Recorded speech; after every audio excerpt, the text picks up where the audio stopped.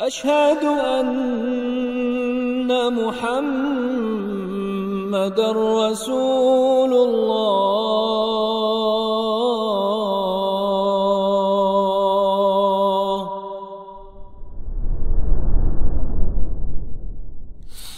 السلام عليكم ورحمة الله وبركاته.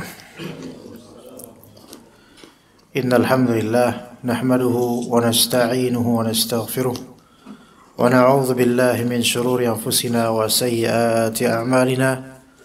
من يهده الله فلا مضل له ومن يضلل فلا هادي له.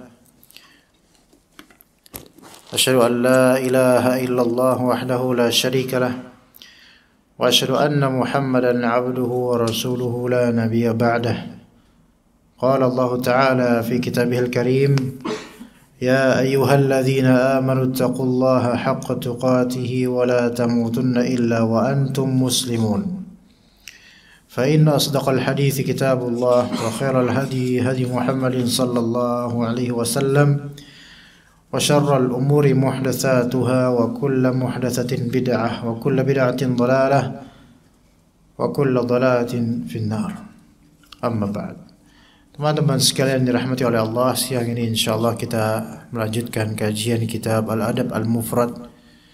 Bab yang akan kita bahas yaitu bab husnul khuluqi idza faqahu, yaitu akhlak yang baik ketika faqih, yaitu ketika punya ilmu. Menjamak dua kebaikan. Pertama, kebaikan akhlak mulia, dan yang kedua kebaikan ilmu syar'i. Jadi sudah berakhlak dan berilmu dia. Dan hadis yang kita bahas yang paling pertama itu dengan sanadnya dari Abu Hurairah radhiyallahu anhu, Rasulullah sallallahu alaihi wasallam bersabda: "Innar rajula la yudriku bi husni khuluqihi darajatal qa'imi bil lail." Seseorang itu dia akan mendapatkan atau menggapai, seseorang menggapai derajat seperti orang yang semalaman qiyamul lail. Bisa mendapatkan derajat qiyamul lail semalaman dengan cara apa? Dengan cara akhlak yang baik. Ini menunjukkan bahwasanya akhlak yang baik itu memiliki keutamaan yang agung terhadap pemiliknya. Karena apa?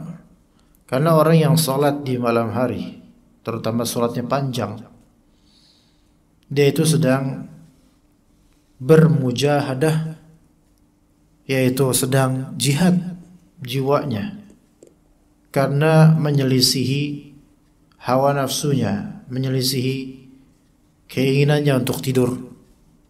Ya. Begitu pula dengan orang yang memiliki akhlak mulia.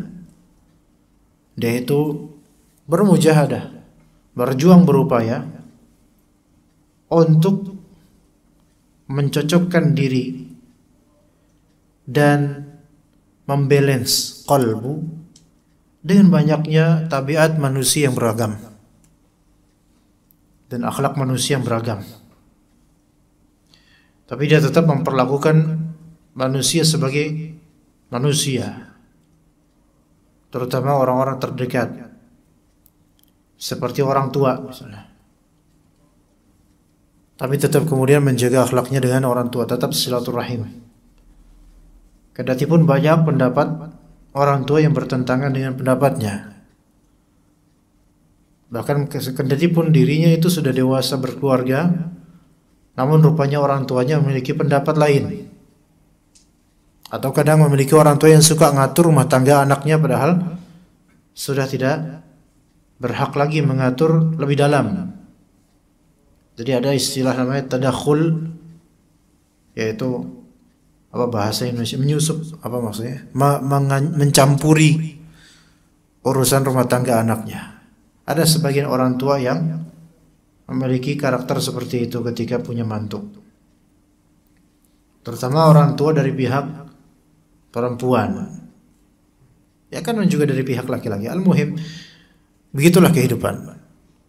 Namun anak-anak ini walaupun sudah dewasa, sudah punya anak juga, kendati pun dikecewakan oleh sikap orang tuanya, tetap menjaga akhlak.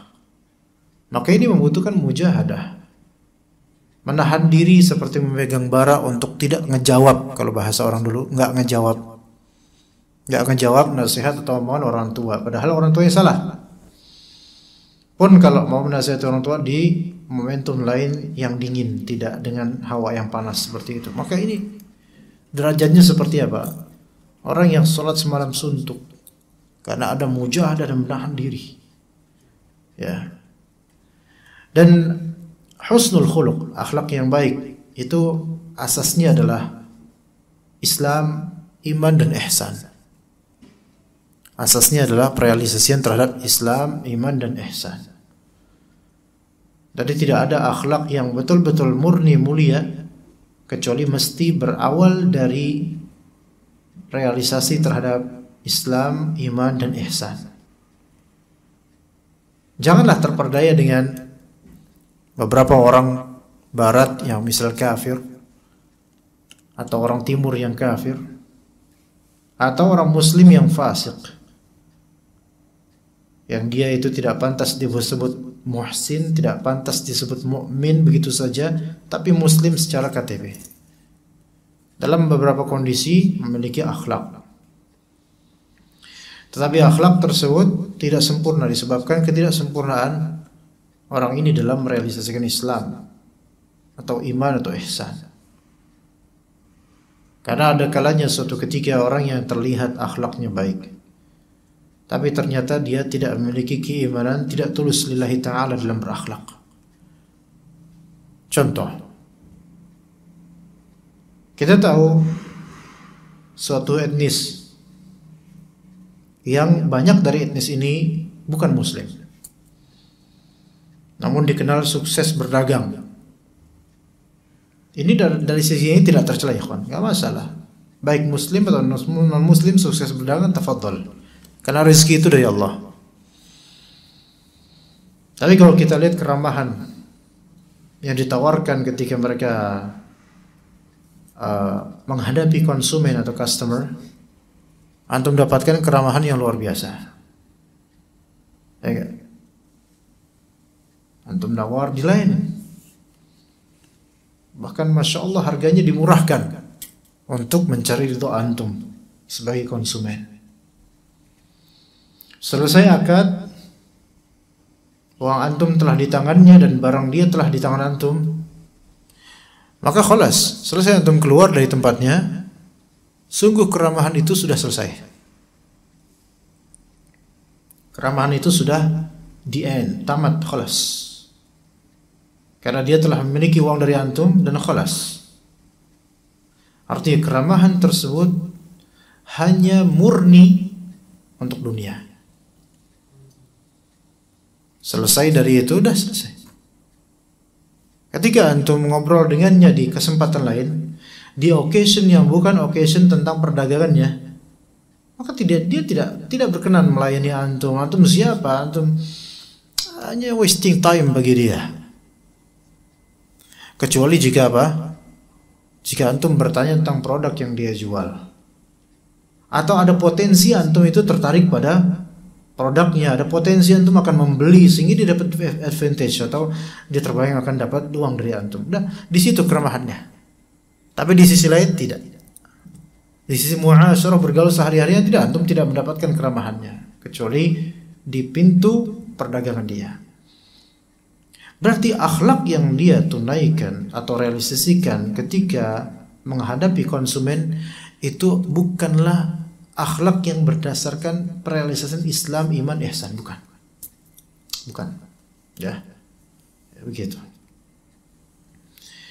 Maka teman-teman sekalian, ketika memang kita ingin menumbuhkan semangat untuk berakhlak yang mulia, maka tentu yang wajib untuk kita dasarkan padanya adalah keimanan. Setelah keislaman, keimanan. Dan ihsan, apa itu ihsan? An ta'budallaha ka'annaka tarahu fa in lam takun tarahu fa innahu yarak.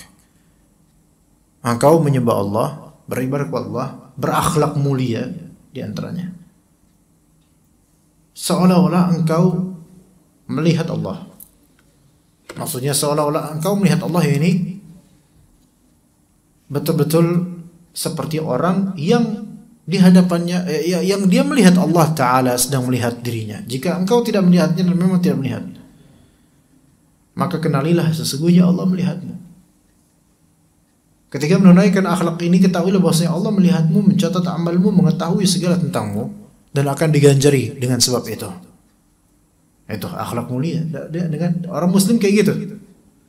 Kalau kita lihat dari orang-orang Barat yang mereka tidak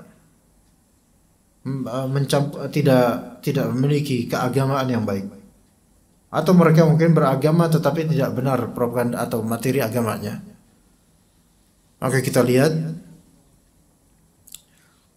mereka berakhlak mulia. Apa tujuannya? Apa dasarnya dan apa tujuannya? Beginningnya itu apa? Untuk apa? Dan endingnya itu untuk apa? Kehampaan sebenarnya, teman-teman. Dan tidak akan diganjari oleh Allah Subhanahu wa taala di akhirat dari akhlak tersebut untuk orang-orang yang tidak beriman. Maka sia-sia akhlak mereka. Nah, ini Muslim sudah Islam, alhamdulillah, diterima, bisa berpotensi diterima amalannya, maka hendaknya itu mensyukuri dengan kondisi keislamannya. Kalau dia berakhlak mulia, dia akan mendapatkan ganjaran seperti itu. Ya. Di antara akhlak juga ada yang namanya al-lin. Lin itu lembut. Tapi lembut itu cuma baru dibilang lembut langsung tidak lembut ini ya. Tapi lembut itu tidak dikatakan lembek, bukan. Lembut itu bukan lembek. Ya. Lembut itu perlu ada ketegasan, tapi lembut. Anak sendiri tidak berkenan untuk adanya istilah lemah lembut. Karena lebih afdal katakan lembut tegas. Lembut tegas itu yaitu ya jangan menjadi mumayyi', yaitu jangan ngaret dan jangan seperti apa ya? Permen karet atau seperti angin atau seperti daun yang berterbangan. Lembut dari segi tuturnya dan intonasinya, tetapi memiliki ketegasan.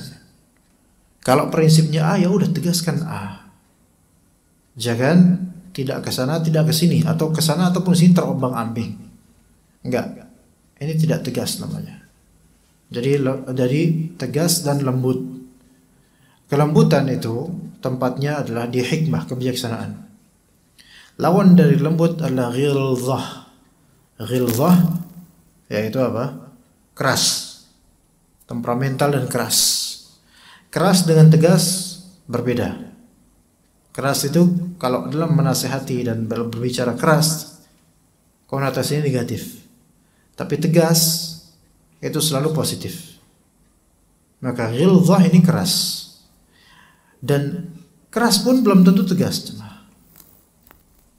Karena keras kadang-kadang hanyalah upaya untuk menutupi kelemahan diri seseorang, terutama suami-suami yang wataknya keras. Kerap kali itu hanyalah tabir menutupi kelemahan diri pria tersebut, menutupi kesalahan dirinya. Bukankah dalam peristiwa di jalanan kerap kita lihat ada tabrakan atau senggolan motor dengan mobil, dan antum lihat justru biasanya yang ngomongnya kasar dan keras, dia yang salah untuk menutupi apa? Kesalahan dia. Dan itu baru anak saksikan seperti 3 minggu lalu. Anak saksikan, Anda sendiri orang yang marah-marah, dan setelah dipelajari oleh masyarakat sekitar, justru dianya yang salah malah. Ya, jadi hati-hati dengan kita kalau pengen keras gitu. Boleh jadi secara tabi'i atau secara tanpa sadar kita itu sedang ingin menutupi kesalahan kita dengan mengucapkan kalimat-kalimat yang kasar atau keras. Dan ghilzah, kekerasan ini mahalnya, yaitu tempat asalnya adalah dari yaitu ketidakbijaksanaan. Ya. Hanya saja ketegasan kadang-kadang memang perlu tindakan atau nada yang tinggi, kadang-kadang, namun tidak selalu. Tidak selalu. Ala kulli hal, kata Allah Ta'ala, kata Allah Subhanahu wa Ta'ala, "In kuntum faddan ghalidhan lan faddu min hawlik." Kalau misalnya engkau keras, ghalidh, ya, walau kunta faddan ghalidha, terlalu tebal dan keras, lan faddu min hawlik, maka mereka akan bercerai-berai dari sisimu. Ibaratnya kalau ini ada gelas, ya, kemudian kita kucurkan pakai selang dan deras, kenceng gitu, maka yang terjadi adalah cepat penuh, memang cepat penuh, cepat terisi, namun bluber kemana-mana, tidak rapih. Makanya orang yang terburu-buru atau keras dalam berbicara dan banyak menyinggung dengan menyakiti orang lain, itu temannya sedikit. Kalaupun punya banyak teman, temannya tidak mau berdekatan lebih dekat padanya, karena mereka tidak mau cari masalah dengannya. Ini menunjukkan kurangnya akhlak dia, kurangnya mujahadatun nafs dalam mengontrol emosi dia. Baik, kemudian dalam hadis riwayat Abu Hurairah juga, beliau berkata, "Sami'tu Abul Qasim radhiyallahu alaihi wasallam yaqul," saya mendengar Rasulullah, yaitu Abul Qasim. Rasulullah julukannya atau kunyahnya Abul Qasim. Beliau SAW bersabda, "Khairukum islaman ahasinukum akhlaqa idza faquhu." Sebaik-baik dari kalian dari segi keislaman, sebaik-baik kalian dari segi keislaman adalah yang paling terbaik akhlaknya jika apa? Jika faqih, yaitu jika paham ilmu syariat. Dikatakan oleh Syekh Raslan di sini, Syekh Muhammad Raslan, bayanu, di sini ada penjelasan atau ada faedah, bayanu anna syarafal islami la yatimmu illa bil khuluqil karimi ma'at tafaqquhi fid din wa ittiba'i manhajil kitab was sunnah ala fahmi sahabah wa man tabi'ahum bi ihsan. Di sini menunjukkan bahwasanya kemuliaan keislaman seseorang tidak bisa sempurna kecuali dengan akhlak yang mulia disertai dengan tafaqquh fid din, disertai dengan paham agama. Akhlak mulia disertai dengan paham agama. Ya. Dan mengikuti manhaj Al-Quran dan As-Sunnah sesuai pemahaman sahabat. Ada sebuah hadis yang disebutkan atau masyhur, idza ata ilaikum man tardawna dinahu wa khuluquh, jika datang kepada kalian seorang pria yang kalian ridhoi dari dua sisi, akhlak dan agamanya. Akhlak dan agamanya kalian ridhoi, maka jangan ditolak. Pernah dengar ini enggak Pak, hadis ini Pak? Harus pernah dengar ini ya. Jika datang seorang dari kalian, jika datang kepada kalian seorang pria yang, maksudnya kalian ini wali, para wali. Misalnya antum punya anak gadis, dan ada yang naksir sama anak gadis, atau punya anak dan anak itu janda. Ala kulli hal, yang penting di antara keluarga antum, baik adik antum atau anak antum, adalah perempuan yang memang pengen menikah atau sudah siap secara biologis untuk menikah, atau sudah siap mental untuk menikah. Datang kemudian kepada beliau, kepada anak antum atau adik antum, seorang pria yang antum ridhoi apa? Agama dan akhlaknya. Akhlaknya itu normal, baik, dan agamanya juga oke, bagus. Dia memiliki ilmu, walaupun dia bukan seorang ustaz, tapi dia tak terlihat aib darinya. Ya. Maka kemudian apa kemudian diterima atau ditolak? Terimalah. Jangan ditolak. Jangan ditolak. Tetapi itu hak siapa yang menerima tolak? Hak perempuannya. Gitu, Pak. Kadang memang agamanya bagus, akhlaknya bagus, tetapi fisiknya Allah musta'an ya misalnya. Fisiknya membuat geleng-geleng perempuan itu. Dia bilang ke antum, "Pak, aku nggak mau sama dia." Ya agamanya bagus, masya Allah, akhlaknya masya Allah, tetapi fisik itu perlu. Ya misalnya Pak ya gitu. Ternyata yang datang misalnya pas datang kemudian taringnya keluar misalnya, atau giginya itu semuanya ompong di depan, ya, atau matanya mungkin buta misalnya. Akhlaknya baik sih, tapi kemudian perempuan ini mikir gimana? Nggak bisa nerusin mau yang kayak gini. Maka boleh ditolak, boleh, dan ini insya Allah tidak menimbulkan fitnah ya. Yang kata Nabi SAW dikatakan, jika datang seorang kepada kalian dan kalian ridho terhadap agama dan juga akhlaknya, maka jangan ditolak karena dikhawatirkan itu akan terjadi fitnah. Tapi juga ada hal lain, yaitu perlunya perempuan untuk melihat dan nazar terhadap calonnya. Kalau perempuan ini gak suka karena memang fisiknya itu kurang, maka berhak. Bahkan kalau perempuan ini tidak suka pada laki-laki tersebut yang datang karena miskin, maka berhak menolaknya. Gak apa-apa. Hanya saja walaupun berhak, tetapi amat disayangkan. Karena apalah artinya miskin kalau dia punya akhlak dan agama yang baik, insya Allah dia akan apa? Berjuang untuk mencari rezeki itu kalau akhlaknya baik dan agamanya bagus, Pak. Tapi yang paling gak enak itu kalau datang apa? Udah miskin, akhlak brutal, agama gak punya, ilmu gak ada. Udah itu artinya apa? Kelar hidup lu. Ya udah, gak ada artinya ini orang. Yang seperti ini wajib ditolak kan, untuk mencegah mudarat ya. Nah, maka di sini ada kriteria yang sangat pantas untuk menikah, di antaranya akhlak. Apalagi kalau ditambah dengan penjamaan ilmu agama. Iya. Begitu ya, kawan. Urusan ganteng itu urusan nanti sebenarnya. Karena ganteng itu kalau misalnya akhlaknya nggak baik, kelihatan nggak ganteng, Pak. Sama kayak kita misalnya memiliki istri yang cantiknya itu luar biasa, tapi akhlaknya itu jelek, maka nggak enak dipandang oleh kita istri itu. Nggak enak. Berarti akhlak ini adalah perhiasan. Apalagi ditambah dengan ilmu agama.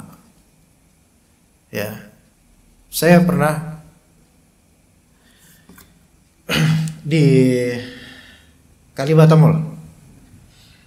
Ya, sekarang tokonya udah tutup itu rukonya karena pandemi udah bangkrut mungkin.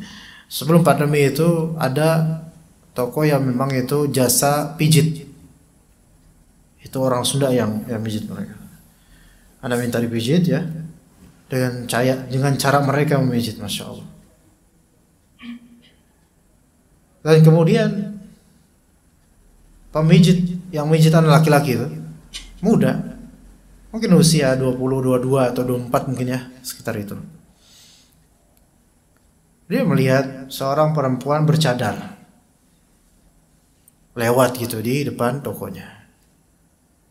Kemudian ditanya, "Pak, Bapak lihat gak tadi yang bercadar?" "Iya." "Kenapa emangnya?" "Saya itu Pak pengen banget punya istri itu bercadar, kayak adem banget lihatnya gitu."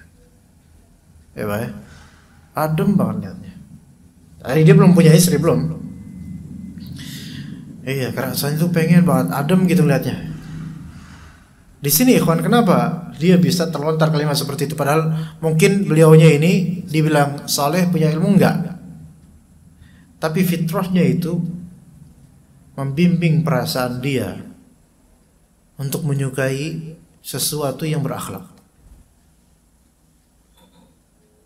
Bahkan para YouTuber itu kadang bikin eksperimen di Indonesia. Bikin eksperimen apa? Kan ada eksperimen, sosial eksperimen itu. Seorang perempuan pakai menor versus seorang perempuan pakai cadar. Anda tidak dalam konteks menghakimi istri-istri antum bercadar atau enggak ya. Itu silakan antum mau bagaimana, yang penting tutup aurat. Tapi sekarang sosial eksperimen, bagaimana perbedaan ekspresi orang pria-pria ketika diminta untuk membonceng perempuan berpakaian seksi dengan versus perempuan bercadar. Bercadar, Pak, bukan hanya jilbab, bercadar. Dengan cadar yang masyhur yang kita lihat di jalanan atau di mana-mana. Maka ekspresi mereka dan respon mereka berbeda. Untuk yang perempuan yang pakaian menor dan seksi, itu apa?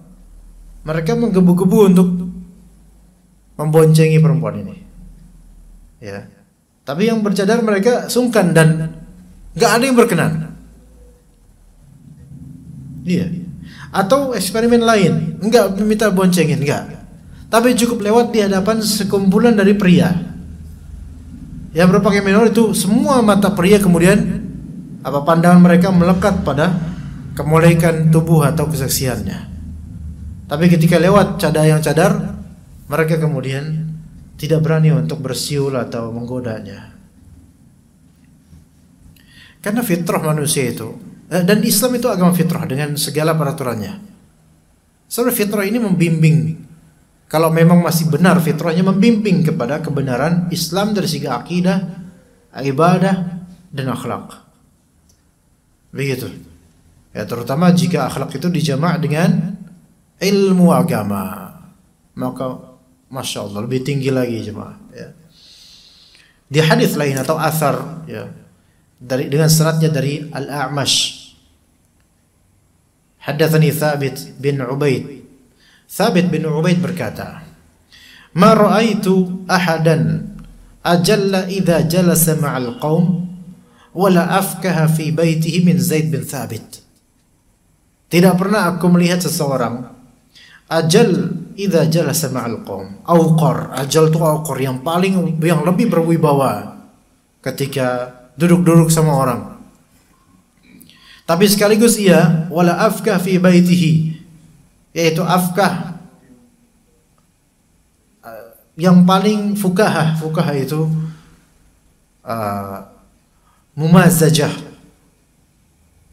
mumazahah, yaitu mizah, suka bercanda. Ya, tidak pernah aku lihat seorang yang lebih berwibawa dia duduk di tengah-tengah kaum, di tengah orang lain, ya, dan lebih rajin bercanda di tengah-tengah rumahnya, di tengah keluarga sendiri, anak dan istrinya, dibandingkan Zaid bin Thabit. Artinya begini, Zaid bin Thabit radhiyallahu anhu, seorang sahabat Nabi mulia. Zaid bin Thabit radhiyallahu anhu, beliau itu memiliki dua sikap lapangan dan sikap outdoor dan indoor. Jadi ini bahasa dia bukan dari ulama, ya. Artinya outdoor yaitu di luar rumah, dengan sikap di dalam rumah. Di luar rumah beliau terlihat begitu jalil, muwaqqar, yaitu berwibawa. Dan orang-orang gak berani macam-macam sama beliau. Wibawanya bagus gitu loh. Seperti bapak-bapak, ya seperti kita para rijal, laki-laki. Ya. Laki-laki kan kalau jalan, Pak, adalah wibawanya, Pak, ya. Apa kalau ditambah jenggot itu? Wah, Masya Allah wibawanya. Ya, jenggot, alis tebal, mata celak. Itu loh. Di parkiran, ya. Ketemu orang sendirian, wah, itu orangnya takut itu. Iya. Mata celak, jenggotan, alisnya tebal, kemudian pakai sorban. Orang bingung ini Pirates of Caribbean atau apa nih? Nah,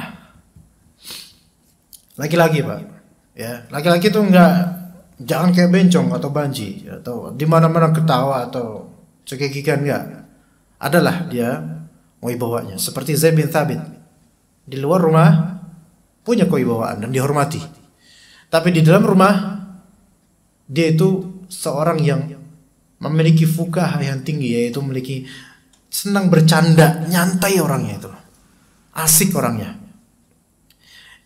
Zaid bin Thabit. Ibaratnya antum melihat seorang ustaz, ya, kalau pas kajian tegas, ada yang tidur ditembak sama dia, iya. Atau dibangunin terus ditanya man rabbuk. Nah, tegas, ya. Yang megang HP diambil HP-nya Ustaz itu. Enggak nyinir Pak, cuman nyinggung aja sedikit. Tetapi kalau ngobrol bareng antum sama dia secara personal atau pas ngumpul biasa, ternyata enak Ustaz ini gitu. Kok Ustaz, kok beda ya Ustaz sama di kajian Ustaz? Ya beda lah, kalau dibalik malah gak enak. Di kajian ngakak terus pas ngobrol sama antum di warung kopi serius gitu. Malah kebalik, ya. Nah, ini seperti ini, ya. Apalagi kalau di dalam keluarganya, baik anak istri maupun kerabat. Makanya diriwayatkan oleh Ad-Dainuri dalam kitab Al-Mujalasah, dan juga disebutkan oleh Ibnu Asakir dalam Tarikh Dimashq, Umar bin Al-Khattab berkata, nah ini Umar bin Al-Khattab antum tahu sendiri siapa beliau, ya. Beliau sahabat yang memiliki watak yang menonjol dibandingkan umumnya para sahabat dari segi emosional dan temperamen. Tapi dengan begitu Umar bin Khattab itu sahabat yang tinggi derajatnya di sisi Allah setelah Abu Bakar radhiyallahu anhum jami'an. Umar bin Khattab berkata begini jemaah, dan ini perlu menjadi manhaj kita dan anda juga antum semuanya. Laki-laki ini manhaj laki-laki. Yanbaghi an yakuna ar-rajulu fi baitihi kas-sabi, walakin idza jaa amrullahi kana ar-rajulu. Hendaklah laki-laki itu kalau di rumahnya itu dia jadi kayak anak kecil. Ini Umar bilang gitu. Tetapi jika datang perintah Allah, dia jadi pria. Dipikirin Pak, dimaknai benar-benar maknanya kalimat ini dalam sekali jemaah. Laki-laki di rumahnya jadilah kayak anak kecil. Bagi siapa? Istrinya. Artinya manja. Dan Umar bin Khattab seperti itu. Manja bukan berarti susis jemaah sekalian. Beda susis dengan manja. Kalau susis memang pengecut, tapi kalau manja ya memang melampiaskan kewibawaan di luar sehingga nggak bisa tegang terus. Berarti ya di rumah manja sama istrinya, dicariin kutu ya sama istrinya ya. Atau dilayanin sama istrinya dan memang seperti itu, laki-laki justru tegas di luar, ketika di rumah Masya Allah sama istri. Itu layak seperti itu, jangan dibalik. Sebagian laki-laki dibalik, dan semoga Allah taubatkan orang seperti ini.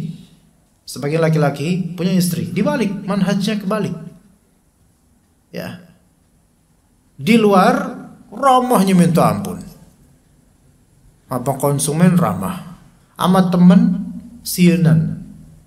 Takut gak enakan sama temen, ya. Ditraktir sama temen, gak enakan dia yang bayar akhirnya. Tapi giliran sama bini, keras, menjajah, kemudian kalimat cerdas. Dan ada beberapa laki-laki yang wataknya seperti ini. Outdoornya itu lembek, indoornya itu keras. Iya, keluar lembek ke dalam, keluar tumpul ke dalam tajam. Salah. Ya jangan kebalik, jangan tajam juga. Di luar tegas, di dalam melunak dan menyayangi, mengayomi, seperti itu jemaah. Dan Umar bin Khattab, kita lihat riwayat-riwayat beliau seperti apa. Tegas. Untuk beberapa sahabat yang mungkin tampak melenceng dan melawan Nabi, Itu langsung Umar bilang, ya Rasulullah, biar aku penggal leher dia. Gitu ngomongnya. Saking apa? Keras dan tegasnya. Jangan dibalik. Nah, dan Umar bin Khattab kemudian di rumah, beliau Masya Allah baik sama istrinya. Ya. Justru kita itu hendaknya baik sama orang-orang yang kita tanggung seperti istri dan anak. Jangan dibalik.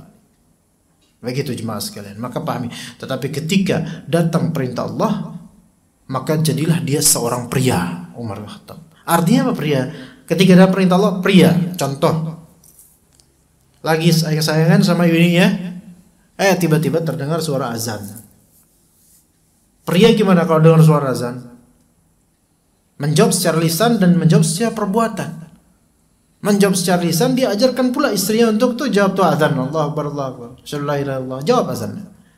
Dan menjawab secara perbuatan itu langsung bergegas wudu kemudian ke masjid. Itu pria. Ya, dan ketika kemudian istrinya, jangan mas, aduh mas, jangan tinggalkan aku, dan seterusnya dari kalimat-kalimat rayuan. Enggak, ini perintah Allah. Masya Allah. Antum gitu kan? Hah? Kayaknya enggak sih. Belum. Oh. Hah?